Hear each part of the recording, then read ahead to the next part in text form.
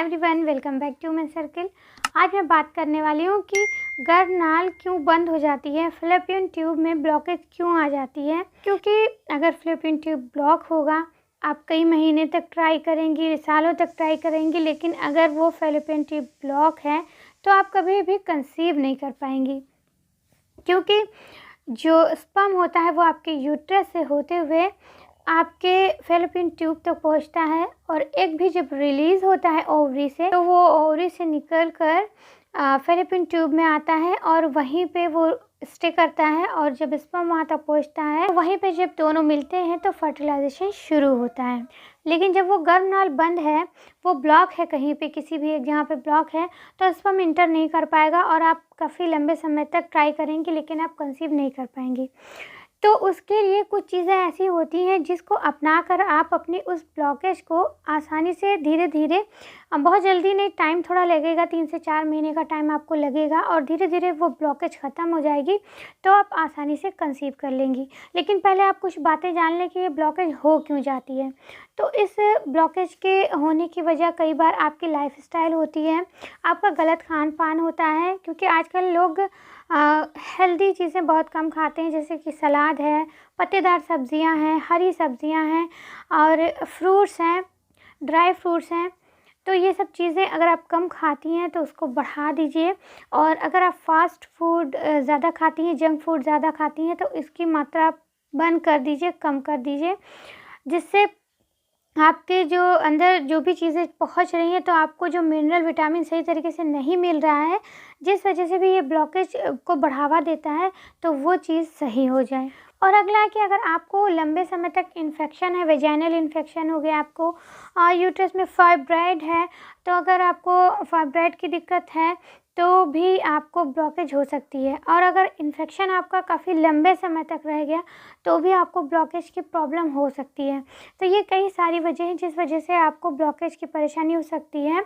और अगर आपको कभी इससे पहले एक्टोपिक प्रेगनेंसी हुई, यानी कि एक्टोपिक प्रेगनेंसी का मतलब होता है कि जब स्पर्म और एग आपके फैलोपियन ट्यूब में मिलते हैं, उसके बाद वो जब फर्टिलाइज हो जाते हैं तो फिर वो सरकते हुए धीरे धीरे आपके यूट्रस में जाते हैं और यूट्राइन लाइनिंग से चिपकते हैं, फिर वहाँ पे इम्प्लांटेशन होता है।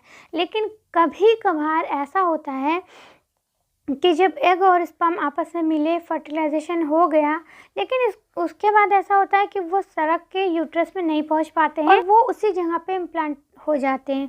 यानी कि जो इम्प्लांटेशन है वो फैलोपियन ट्यूब में ही स्टार्ट हो जाता है, बेबी वहीं पे डेवलप होना स्टार्ट हो जाता है। तो ये तो बहुत ही ज़्यादा रिस्की है। तो अगर आपको पहले भी इस तरह से एक्टोपिक प्रेगनेंसी हो चुकी है तो उस वजह से भी कई बार ब्लॉकेज हो जाता है। तो ये कई वजह हो गई। अब इसको सही करने के लिए सबसे पहले आप अपने खान पान में बदलाव ले आइए। और आप अगर बहुत ज़्यादा वेट है आपका, तो अपने वेट को कम करने की पूरी कोशिश करिए। और कई तरह के फ़ैट लॉस ड्रिंक आते हैं, जैसे कि आप ज़ीरा वाटर बना सकती हैं, अजवाइन वाटर बना सकती हैं, दालचीनी का आप जो है टी बना सकती हैं। तो इस सब चीज़ों को आप यूज़ कर सकती हैं, जिसकी वजह से आपको वेट लॉस में भी फ़ायदा होगा और आपको आपके जो भी यूट्रस ओवरी से संबंधित जो भी समस्या है उसमें भी आपको आराम मिलेगा। और आप जैसे ये होता है कि हम नॉर्मल बस थोड़ा बहुत काम कर रहे हैं, जो कर रहे हैं, तो ऐसे इस वजह से जो बॉडी की जो फ्लेक्सिबिलिटी होती है वो बहुत कम हो जाती है, लचीलापन जो होता है वो बिल्कुल नहीं रह जाता है। तो आपको अपनी बॉडी को लचीला बनाना है, इसके लिए आपको एक्सरसाइज करनी है।